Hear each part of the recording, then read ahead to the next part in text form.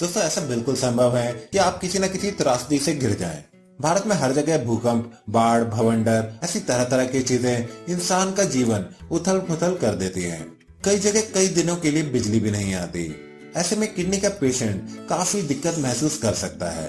ढंग के रिसोर्सेस ना होने पर और ऐसी त्रासदी में होने वाली उथल पुथल के कारण किडनी के पेशेंटों को काफी दिक्कत आ सकती है।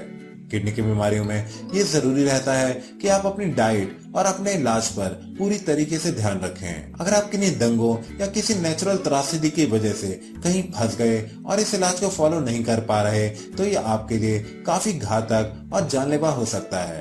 किडनी की बीमारियां अगर लगातार ट्रीट ना की जाएं तो ये आपकी जान ले सकती हैं।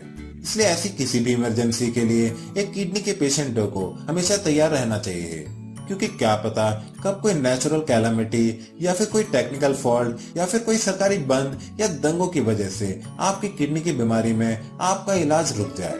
तो चलिए आपको बताते हैं कुछ ऐसी चीजें जो आपको इमरजेंसी में हमेशा तैयार रखनी चाहिए। सबसे पहली चीज जो आपको संभाल के रखनी है वो है आपको लगने वाली दवाइयों की लिस्ट। साथ ही में आपको कम से कम 2 हफ्ते की एडवांस दवाइयां अपने पास रखनी चाहिए। इमरजेंसी में कभी दवाई ना मिलने के कारण ऐसा ना हो कि आप अपनी दवाइयों का सेवन ना कर पाएं। आपको इन दवाइयों की एक्सपायरी डेट भी चेक करनी चाहिए और एक्सपायर होने से पहले इन्हें रिप्लेस भी कर देना चाहिए। अगर आप घर से बाहर ऑफिस में काम करते हैं तो किडनी की बीमारी के दौरान अपने ऑफिस में भी अपनी दवाइयों की एक खेप जरूर रखें, क्योंकि किसी वजह से अगर आप घर ना पहुंच पाए तो कम से कम आप अपनी दवाइयों से तो दूर नहीं रहेंगे। मुंबई जैसे शहरों में बाढ़ की वजह से लोगों का आना जाना बंद हो जाता है। ऐसे में कई लोग कई दिन तक ऑफिस या घरों में फंसे रह जाते हैं। अगर आपके पास दवाइयों का एक्स्ट्रा स्टैश रहेगा तो आपको इन चीजों से लड़ने में मदद होगी। कोशिश कीजिए कि आप अपने घर में एक लैंडलाइन फोन लगा लें। अगर शहर में किसी तरीके का पावर आउटेज हो गया या फिर कई बार बहुत सारे छोटे छोटे शहरों में बिजली कई दिनों तक चली जाती है, ऐसे में आपके लिए आपका फोन चार्ज करना एक बहुत ही मुश्किल चीज हो सकती है। ऐसे में आपका लैंडलाइन ही आपका साथ ही रहेगा। तीसरी चीज जो आपको ध्यान में रखनी है वो ये कि आपको अपनी सारी मेडिकल हिस्ट्री और सारी मेडिकल इंश्योरेंस की इंफॉर्मेशन कहीं एक जगह सेव करके रखनी है। इमरजेंसी में ये चीजें नहीं मिल पाती और अगर आपको कहीं एडमिट होना पड़ गया तो आपका इंश्योरेंस भी आपके काम नहीं आएगा। फर्स्ट एड किट और इमरजेंसी फोन नंबरों की लिस्ट आपको अपने पास रखना जरूरी है।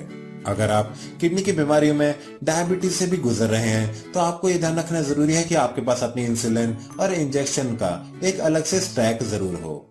ऐसी इमरजेंसी में भी आपको अपने खान पान पर ध्यान देना है। आपको इतने परेशानी भरे वक्त में भी ऐसी कोई भी चीज नहीं खानी जो आपकी किडनी की बीमारियों में आपको नुकसान कर देगी।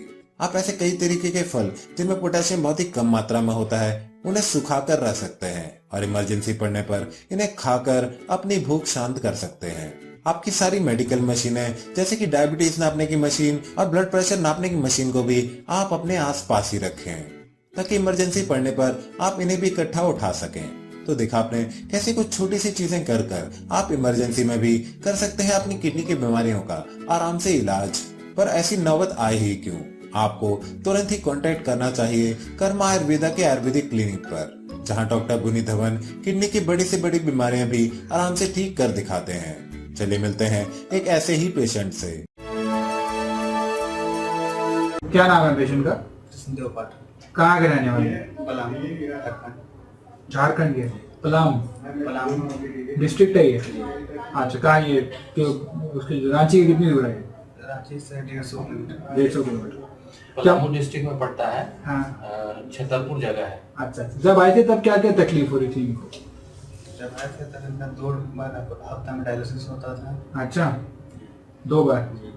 और इनका हेमोग्लोबिन भी 5 से 6 के बीच में था। कौन है आपके? पिताजी। अच्छा, 5 से 6 हीमोग्लोबिन था और डायलिसिस कितनी बारी हो रहा था? 2 बार। कब से करा रहे थे डायलिसिस आप? लगभग फरवरी 13 से हो रहा था। अच्छा। जब रांची में एडमिट हुए थे हाँ। तभी से डॉक्टर ने बोल दिया था कि इनको डायलिसिस कराना पड़ेगा। तो डायलिसिस हो रहा था इनका 2 बार हफ्ते में और उस समय इनका स्थिति बहुत खराब था। अच्छा। उठने में बैठने में मतलब चेहरा पर पूरा काला हो गया था चेहरा इनका, बहुत स्थिति खराब था। तो हम लोग रांची लेकर के गए आनंद फानंद में। वहाँ पर डॉक्टर से दिखवाए तो बोले कि इनका तो बहुत हालत खराब है, से डायलिसिस कराना पड़ेगा। तो डायलिसिस से इनका हुआ, फिर ट्रीटमेंट चला, फिर उसके बाद यहाँ वहाँ ट्रीटमेंट कराने के बाद फिर हम लोग यहाँ आए मई में आने के बाद फिर हम लोग यहाँ से दवा ले गए। तो यहाँ से दवा ले जाने के बाद अच्छा रिस्पांस अभी तक हम लोग को मिल रहा है। अच्छा। और खाने पीने में जो आपने बोला था वो सब चल रहा है और अभी ठीक है। वही थोड़ा बहुत परेशानी है, लेकिन यहाँ की दवा से बहुत काफ़ी आराम अभी मिल रहा है। ठीक है। तो पहले डायलिसिस 2 बार करा रहे थे, ठीक है। डायलिसिस अब संभावना लगती है, बॉडी को रिक्वायरमेंट लगती है इनको डायलिसिस की? अभी भी है, थोड़ा कम है। कितनी बार करा रहे हैं हम डायलिसिस? हफ्ता में एक बार करा रहे। पहले जब 2 बार करा रहे थे तब क्रिएटिनिन कितना आ रहा था इनका? सेनाइन तो इनका करीब 8-9 के आसपास रहता था। अच्छा। और अभी जब एक बार करा रहे हैं तब कितना आ रहा है? अब 5 के आसपास हो गया। 4-5 आ रहा है। कहाँ से टेस्ट कराए हैं आपने? ये हम मुंबई से कराए हैं। मुंबई से कराए हैं? थायरोकेयर। मुंबई में जाके सैंपल दिया था आपने? नहीं हम यही दिए थे। सैंपल तो यहीं दिए थे जहाँ से डायलिसिस हम लोग कराते थे, वहीं से सैंपल दिए थे, लेकिन वो मुंबई भेज दिया था।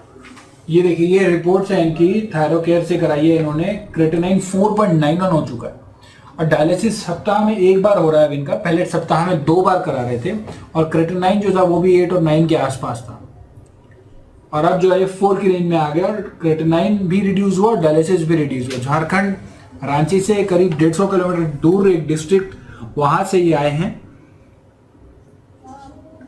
बहुत सारे असंख्य पेशेंट्स हैं जिनको इंप्रूवमेंट्स आती है, सभी की वीडियोस बनाना भी हमारे लिए संभव नहीं हो पाता, लेकिन उनमें से एक आज कृष्ण दियो पाठक जो हैं, उनके सुपुत्र जो हमारे बीच हैं और जिनका डायलिसिस जो है वो रिड्यूस हो गया, 2 बार के बजाय 1 बार हो गया और साथ ही साथ क्रिएटिनिन भी जो 8-9 की रेंज में था वो 4 की रेंज में। तो पहले वाली रिपोर्ट्स लाए आप? नहीं सर।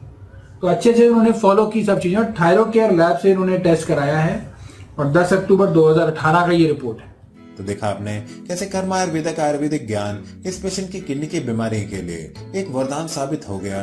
आशा है वीडियो आपको जरूर अच्छा लगा होगा। इस वीडियो को लाइक, शेयर और हमारे चैनल को सब्सक्राइब करना ना भूलें। मिलते हैं अगले वीडियो में। हेल्दी रहें,